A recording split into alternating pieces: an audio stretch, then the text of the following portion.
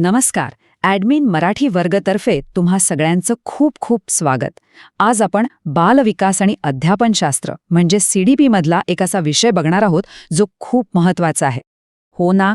आणि मी असं ऐकलंय की हा टॉपिक तर असा आहे की यात हमखास पूर्ण गुण मिळतात. म्हणजे महाटेटच्या तयारीसाठी हा टॉपिक पक्का करणं हे तर मस्ट आहे. अगदी बरोबर. चला तर मग वेळ न घालवता थेट मुद्द्यावर येऊया. पण एक मिनिट, विकासाची तत्त्व समजून घेण्याआधी विकास म्हणजे नेमकं काय हे तर माहीत पाहिजे नाही का? चला अगदी बेसिकपासून सुरुवात करूया. तर बघा, विकास म्हणजे फक्त शरीराने वाढणं नाही, तर शारीरिक, मानसिक, सामाजिक, भावनिक आणि बौद्धिक या सगळ्या बदलांची एक सतत चालणारी प्रक्रिया आहे. पण मग वाढ आणि विकास यामध्ये नेमका फरक काय आहे? खूप महत्वाचा प्रश्न विचारलाय. वाढ म्हणजे काय? तर उंची वाढली, वजन वाढलं म्हणजे आपण मोजू शकतो. पण विकास हा गुणात्मक बदल आहे. म्हणजे विचार करण्याची पद्धत सुधारली, भावनांवर नियंत्रण आलं, हे मोजता येत नाही, नाही का? चला मग सुरुवात करूया पहिल्या आणि सगळ्यात महत्वाच्या तत्वाने. ते म्हणजे विकास ही एक सतत चालणारी प्रक्रिया आहे. सोप्या भाषेत ती कधीच थांबत नाही.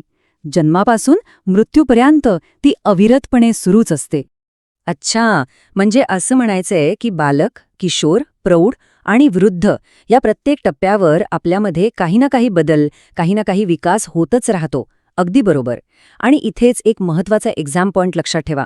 परीक्षेत जर प्रश्न आला की विकास कधी थांबतो, तर त्याचं एकच उत्तर आहे, विकास कधीच थांबत नाही.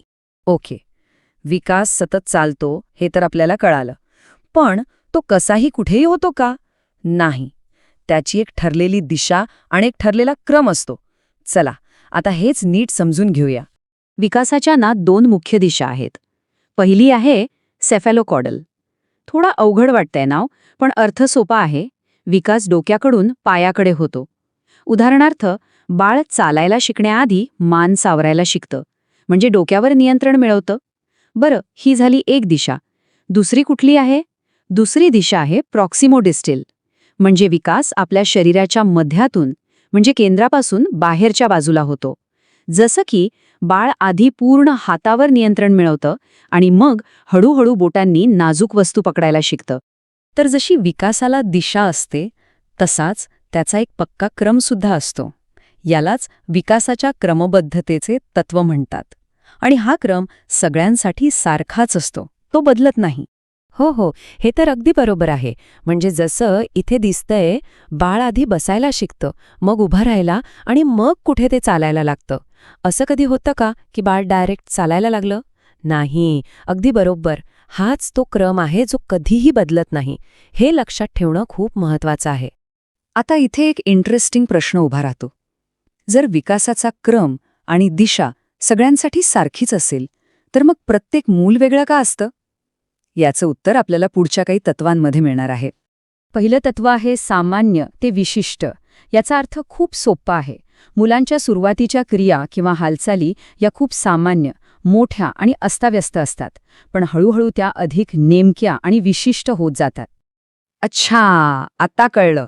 म्हणजे सुरुवातीला बाळ खेळण्या घेण्यासाठी पूर्ण हात पुढे करतं, ही झाली सामान्य क्रिया. मग ते हळूच ती वस्तू पकडायला शिकतं आणि पुढे जाऊन त्याच बोटांनी लिहायला पण शिकतं, ही झाली विशिष्ट क्रिया. एकदम परफेक्ट, अगदी बरोबर समजलं. आणि याच मुद्द्यावरून आपण पुढच्या महत्वाच्या तत्वाकडे येतो, वैयक्तिक फरक. हे तत्व सांगतं की विकासाचा क्रम जरी सगळ्यांसाठी सारखा असला, तरी प्रत्येकाच्या विकासाचा वेग म्हणजे गती ही वेगवेगळी असू शकते. अच्छा, म्हणजे म्हणूनच काही मुलं लवकर चालायला लागतात, तर काही थोडा वेळ घेतात. प्रत्येकाचा विकासाचा वेग हा वेगळा असतो. वाह, आपण बरीच महत्वाची तत्व पाहिली आहेत. एकदम.